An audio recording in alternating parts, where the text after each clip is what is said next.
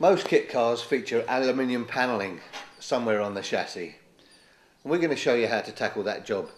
We've made up this mild steel mock-up of a cockpit corner with triangulation and a seatbelt mounting bracket and another little bracket welded on there.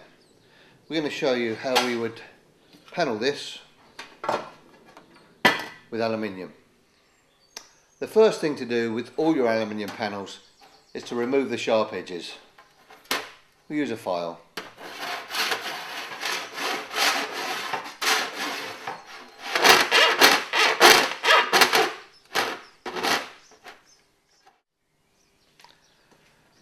This panel is going to be fixed permanently to the chassis, and we're going to make this one removable.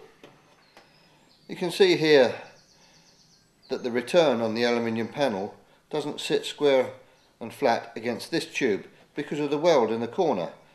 So the first thing we're going to do is notch out both the corners to move the panel flush in the angle.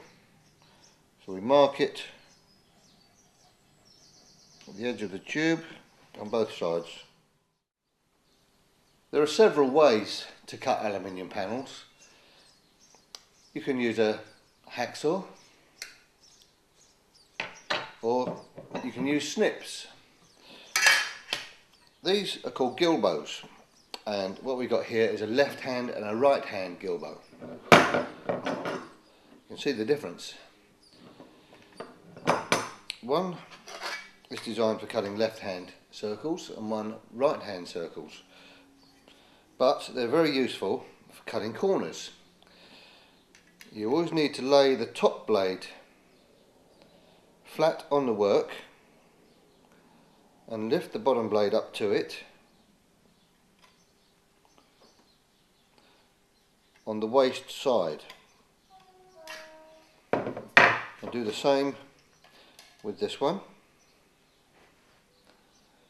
If you keep the blade flat on the good side and raise the waste side up, you can nip the corner out without distorting the panel.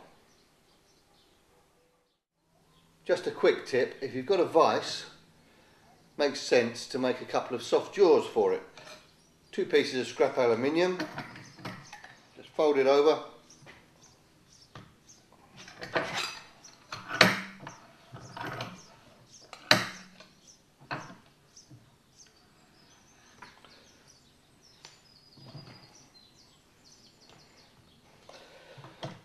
and that way you won't damage anything you put in the vise.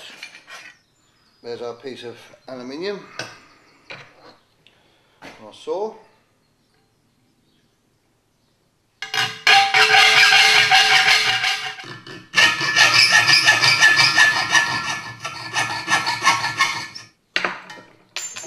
And square it off with a file.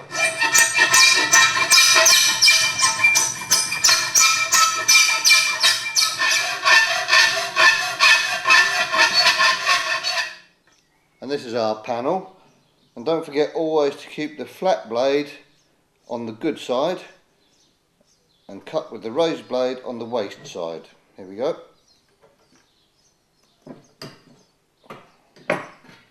And in the vise.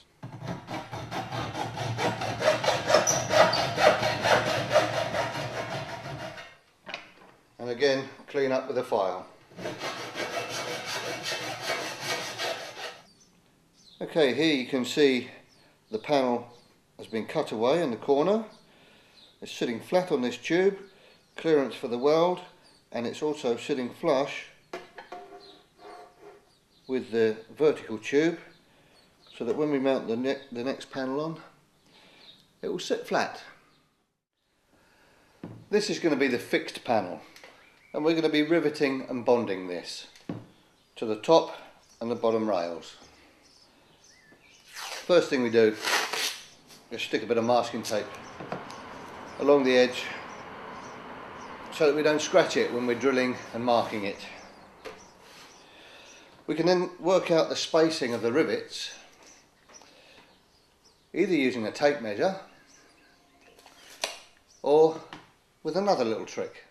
This is a length of dressmaker's elastic, which you can buy in any haberdashery store or pinch it from the wife's underwear drawer. Tape a length of it to the bench like we've done here, not under tension, but just tight enough to stay where it is, and then with a pen mark every inch.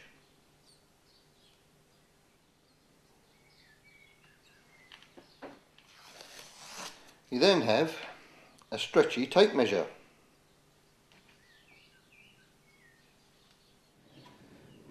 You need to mark the start and end rivet hole. We'll come in about an inch from this end for the first hole,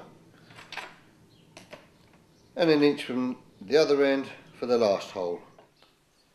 You can then stretch the elastic until you get the spacing you're after. In this case we're going for about 50 millimeters, and then get an assistant to transfer the marks from the elastic to the masking tape. And that method will work along any length of panel.